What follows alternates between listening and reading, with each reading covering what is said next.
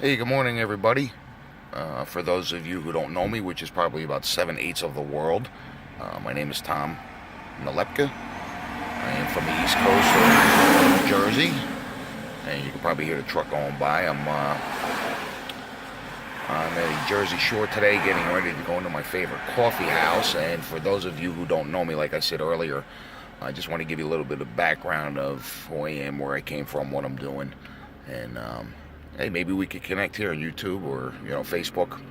Um, I grew up in a good household and work hard, get good grades, and go to school and work your butt off, and you'll get somewhere. And I have done that, and I fell short in a lot of areas of my life. First was a bad drug addiction that I ran into, and thank God for a loving family. They got me out of the doldrums of that, and it's been many years since I found the need to use a drug or alcohol, and I'm truly blessed for that, And when I got clean, I went to school. I went to a community college. I got myself a horticulture degree, and I was working on golf courses. And actually, I really loved it. I love playing the game, and I love landscaping. And I did that, and then I realized, well, I really don't want to work summers. So I want to be off on the summertime and get it.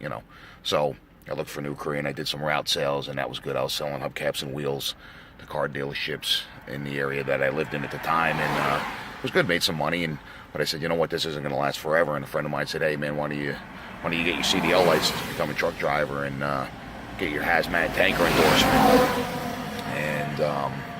and you can deliver gas because people are always going to need gas. And I've been doing that for probably about 17 years now. And guys in the trucking industry, you guys probably know, you really don't have a life that much, especially in the gas business. If you don't get up in seniority, you're going to be working weekends, and I've been working weekends for 17 years now. And it's kind of just, I'm kind of used to it. My mother was a nurse, so she was working all kinds of different hours, so it really didn't bother me to work on weekends, even though I'd love to be able to work on weekends and be able to get to barbecues and different functions and stuff like that. Unfortunately, that's the business I was in, and I still am in full-time, and started a little part-time thing, but I've been doing that for about 17 years and seen a lot of things. And don't blame me for the gas prices. I don't make them up. All I do is deliver. That's all I do. So don't ask me how come the price of gas is so high in certain areas of the country. Can't tell you. Oh no, sorry about that. But anyway, a couple years ago, I guess about 7, 8 years ago, I was introduced to direct sales, network marketing, quote unquote. And I always thought it was a scam, and people always said, scams, only the people at the top make the money. And you know what? In most cases, yeah, that's true. Most people at the top do make the money, but it's all about the timing of when you get into something. I was in a company where we sold some type of an insurance, and it was great.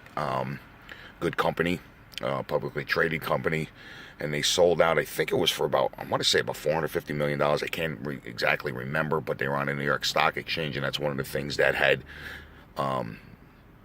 made me want to get into it. And I had some legal stuff that I had to do, and the company actually helped me out, and I still hold the membership today. I'm never going to get rid of the membership. It's a great membership. But for me, it was something that really wasn't up my alley. Insurance sales.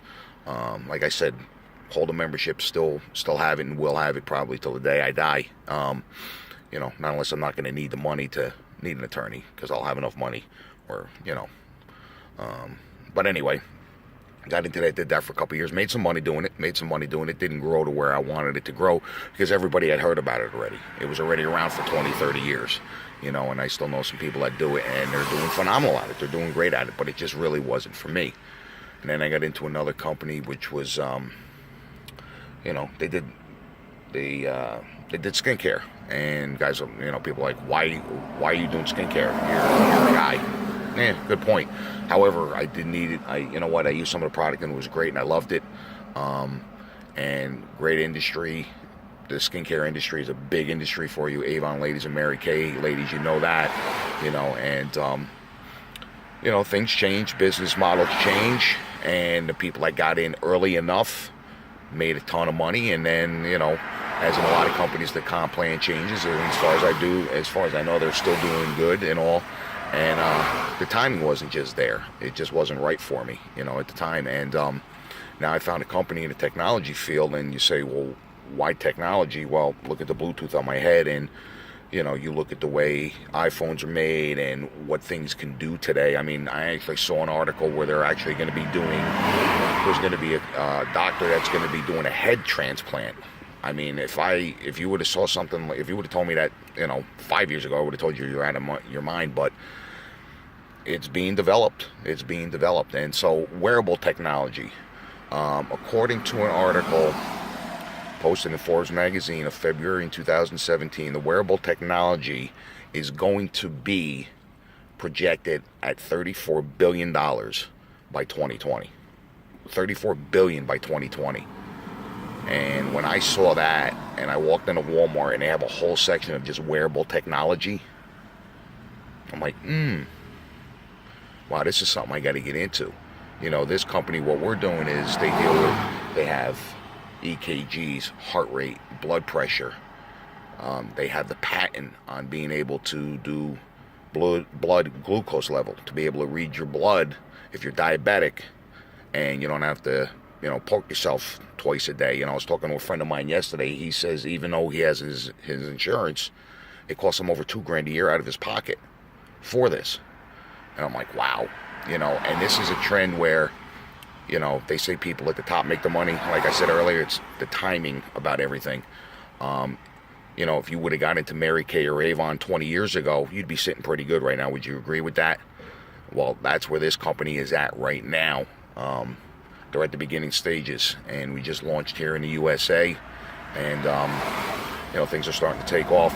And I don't care what type of business you're in. If you got the drive to do it, do it. For me, it was, I have to take a look at technology. That's what I've done. Listen, you have any questions, you have any comments, feel free, leave them here. Love to sit with you, talk with you. If you're in Jersey, love to sit, have a cup of coffee, grab some lunch. If not, just talk on the phone, get to know each other, and, wish you much success. All the best. Take care. God bless. Bye.